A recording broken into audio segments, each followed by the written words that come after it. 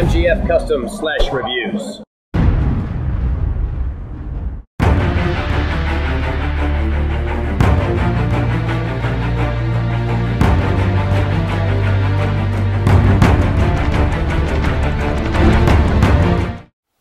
What's going on, guys? This is Michael MGF, and today I'm going to be doing my final LEGO Marvel Superheroes Spider-Man review, and this one is the Spider-Man Spider Cycle Chase, which is inspired off of the Ultimate Spider-Man TV show on Disney XD. The set has 237 pieces, it is ages 6 through 12, and the set number is 76004. Now, despite the fact that this set is based off of the Disney XD TV show, it's honestly a really great set, not necessarily for the vehicles in my own opinion, but for the fact that you get the first official LEGO Venom minifigure.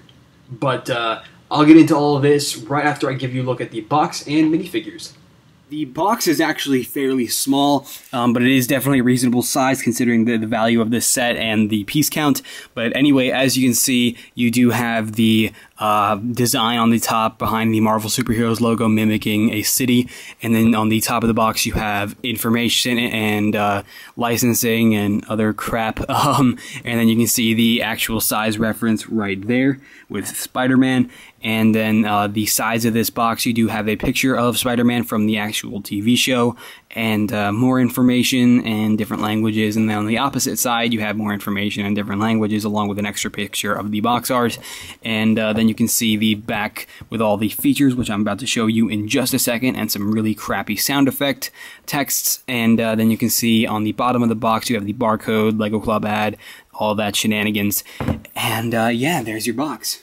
What? Say what again? Say what again? I dare you. I double dare you, motherfucker. Okay, I'm sorry, but I have gone over this Spider-Man 2 times too many. So basically, this Spider-Man is pretty nice. You have some really nice torso printing. There is no printing on the legs or arms whatsoever. He does have red hands, which is always useful. And then his face is printed really nicely, even though in the LEGO Ultimate Spider-Man show, the white eyes are a little bit too big, and that's why I'm not really that fond of this Spider-Man. Then he also has some really nice back printing with a really weird Spider-Man spider symbol and some really nice webbing on the back of the head. So there is your Spider-Man, and of course he comes with the web like he comes with in all the other sets.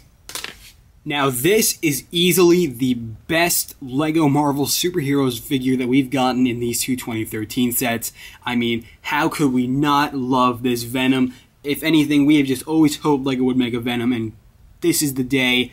Here he is, the official LEGO Venom. Though he is based off of the really bad TV show, it's still a Venom, and it looks really sweet. And you can see the printing on his torso and head are absolutely phenomenal, and I just love this figure.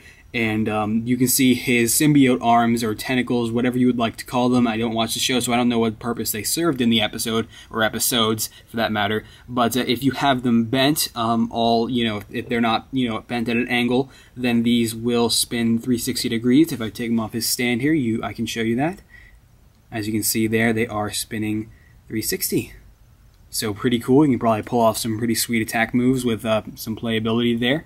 And these are, like I said, you can bend them at an angle. And to give you an idea of what this mechanism is and how it is attached is with one of these neck pieces that has a connector molded onto it. And then you basically just attach it just like so. And it's really nice. Now, to pull off the actual neck piece, that will reveal the back printing, as you can see there,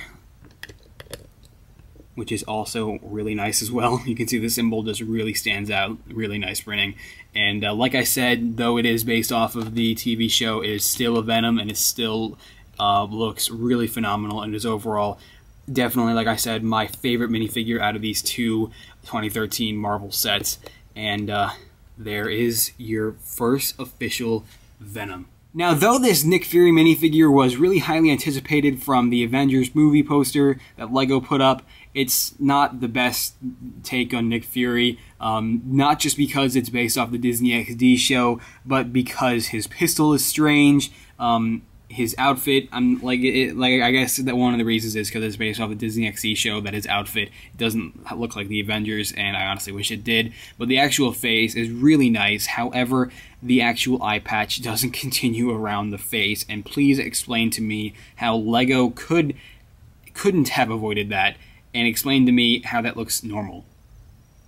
So that is a little lame, but other than that, the facial expression really does look like Nick Fury and is really nice. The eye patch looks great, along with his beard. The gear he's wearing looks also very nice. We got some nice pouches on his belt, and then the back, as you can see there, some nice straps along with additional pouches. But other than that, that's really it for Nick Fury. His torso is in a dark blue, along with his pants, which are in a, or his legs, which are in a black color. So other than that, it's not the best Nick Fury in the world, but with a little paint and a little bit of Cape Madness, which is a Bricklink seller, you can probably make this a pretty nice minifigure. But it's okay. Okay, so to give you a general idea of the extra pieces you get in this set, you get a connector, you get a few connectors, you get some nice tiles and some nice studs, along with an extra toothpiece for the symbiote glob, nice translucent red cheese slope, and the rest should be pretty much self-explanatory from there. Now, the instruction manual right here is a decent size. Now, of course, there really isn't anything special on the front, so that's why we're going to go ahead and skip to the back. And you can see you have Spider-Man rescuing Max from Lego Club, and it's pretty hilarious, actually. Anyway, other than that, there is actually no advertisement for the rest of the Lego Marvel line or anything of that sort, so really just a basic instruction manual. And yeah, not much to it. But that is why we get this awesome little comic book. And as you can see, we have all the villains on there. Venom, Beetle, Doctor Doom, you know, really nice little cover art there. And I'm just going to skim through this, let you guys get an idea of what's going on here. Sorry about the glare, that's why I'm kind of bending it a little bit. So you can basically pause it at these different angles I give you to prevent glare. So, I'm just going to skim through this. Really nice art, though. And, yeah, that's about it for this. And there is the actual LEGO Marvel Superheroes advertisement that the instruction manual was lacking. And it is now updated with all these new minifigures, which is pretty sweet. And can't wait till we get some Iron Man 3 sets, and that'll look even more awesome. So moving on with the actual set here, we're going to start off with the symbiote globs. And the symbiote globs are really nice as they really portray that hostility of the symbiote.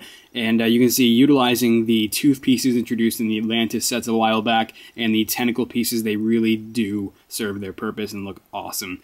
And you do actually get 2 of these symbiote globs. And yeah, I know, symbiote globs, funny name, and I guess you can kind of like throw them Nick Fury and throw them at Spider-Man.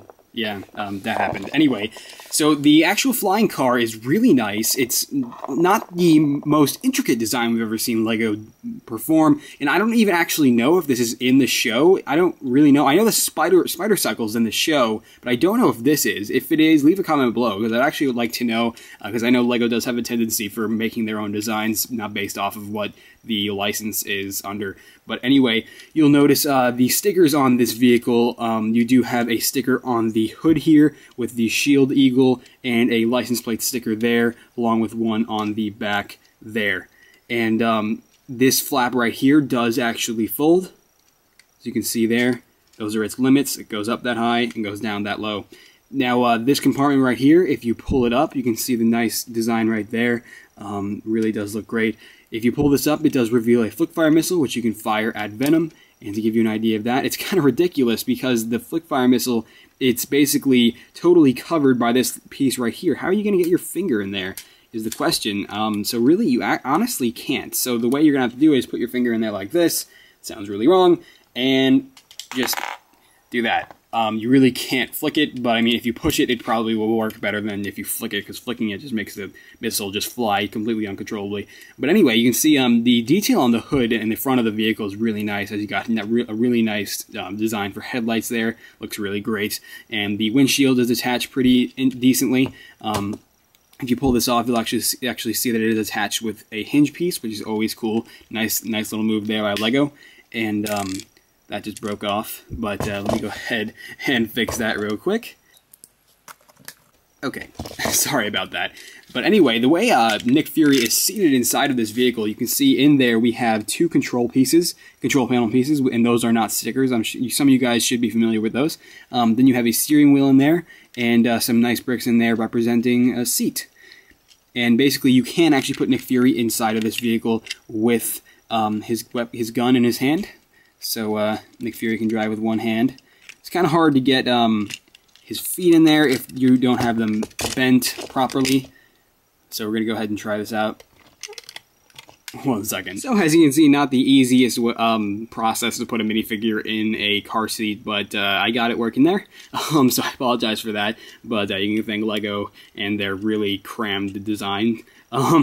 Anyway, you can see the back does also have some nice headlights, but other than that, there's not really much to this vehicle other than its main feature, which is the fact that it can turn in, it does have a flight mode, and basically you bend these just like so.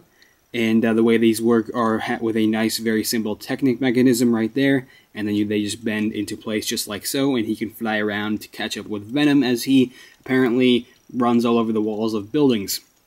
Anyway, what's kind of lame is that if you have the tires completely bent, then they will rub up against the plating and cause for a limitation, which is a little annoying. But if you just adjust each wheel ever so slightly, that will stop this from happening, and they will spin just fine. But other than that, that is it for the S.H.I.E.L.D. flying car. Nice little vehicle, but not exactly a unique vehicle.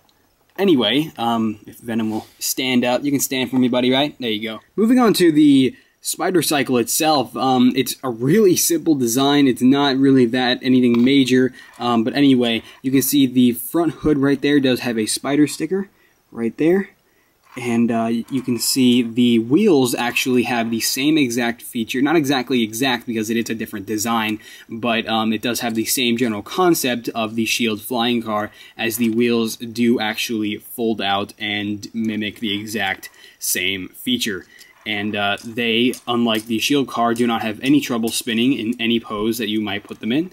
And they are really awesome. However, if you're a perfectionist like me, they don't exactly have a limitation as to where they stop. So if you have like if it's a little bit uneven like that, then I tend to have to go like, there we go. You know what I mean.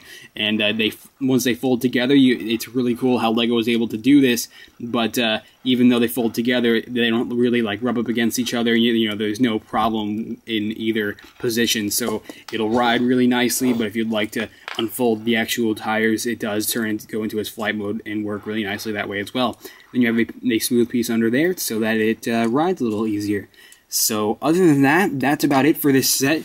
And of course, Venom does have his purpose, as I showed you already. His symbiote arms, tentacle things, can spin 360, and yeah, so he can just, yeah, Venom's a badass. He deserves to beat the crappy Drake Bell Ultimate Spider-Man rant over. Okay, let's finish this up. So that's about it for this review, guys. These two Spider-Man sets have been really cool. Not exactly the coolest sets I've ever seen, but the minifigures have definitely been really awesome, especially in this set. We get the first ever Nick Fury, even though his outfit is inspired off of his appearance in the TV show rather than the Avengers, which would have been cooler, but, you know, LEGO and their licensing, what can you do?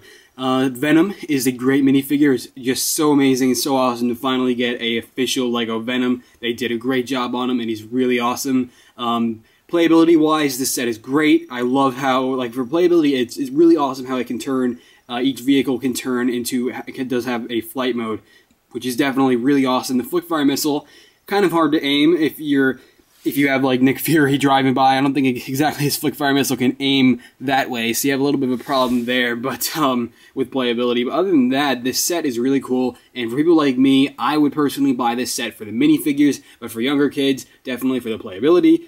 Stickers, they aren't really that bad. They do make the set look more detailed, and the concept of this, I mean, Spider-Man having a spider cycle is just ridiculous, but that's the TV show's fault, not LEGO's fault.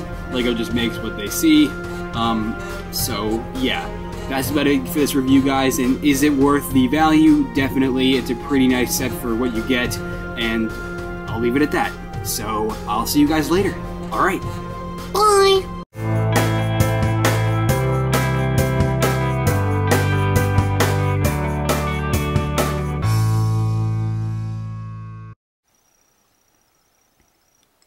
What's going on, guys? It's Michael MGF, and today I'm going to be reviewing the second and final LEGO Marvel Superheroes Spider-Man set review, and I'm going to be reviewing a Spider-Man set review. Nice, Ross.